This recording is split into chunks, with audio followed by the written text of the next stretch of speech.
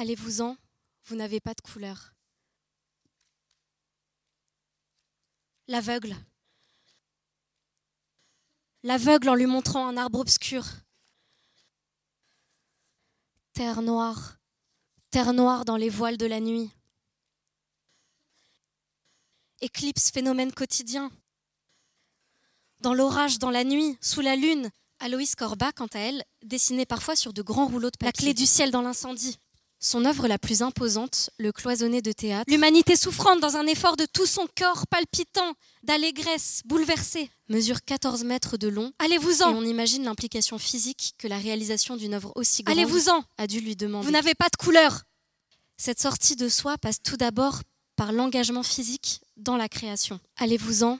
Vous n'avez pas de couleur. Vous avez vu Catherine Ursin, mais cette phrase reste révélatrice du rapport d'Aloïse Corbat à la couleur. Se recouvrir de peinture jusqu'à rejoindre joue un rôle majeur dans son lien affectif, émotionnel. Son corps se confond avec celui de ses personnages. C'est à travers la couleur qu'elle ressent, elle se dissout dans l'œuvre et donc qu'elle vit. Devient œuvre. Pour autant, les œuvres des deux artistes montrent dans leur procédé entre ce qui semble être un corps masculin, dans leur esthétique, dans leur symbolique et un corps féminin, des points de résonance, des échos, une difficulté à être un corps, qui sont l'occasion de questionner à se projeter dans le monde, notamment autour du rapport au corps, à soi. Ces œuvres montrent donc une sortie de soi qui passe par la possibilité de l'extase du genre.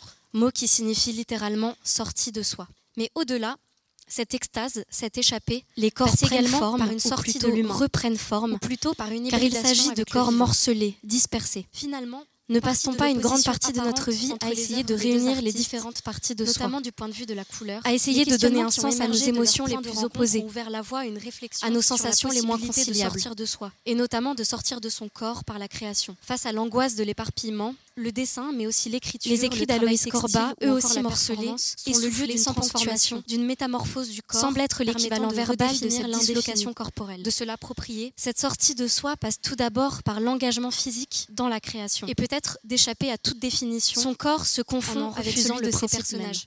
Elle se dissout dans l'œuvre, devenir autre, devient œuvre. Et faire œuvre sans fin se traduit également dans le travail de nos deux artistes par le mélange des corps, dans un mouvement jouissif. Ce mélange résulte attentif à la matière, profusion de ces corps, qu'elles soient roses vifs ou noirs d'encre, envahissent l'espace et font disparaître le corps individuel dans la multitude. La lutte permanente pour savoir qui l'on est lorsqu'on nous impose des modèles enfermants, participant d'une aliénation féminine pouvant empêcher de ressentir une unité corporelle et psychique. Car comme l'écrivait Aloïse Corbat, la nuit, comme un fruit mûr, éclate.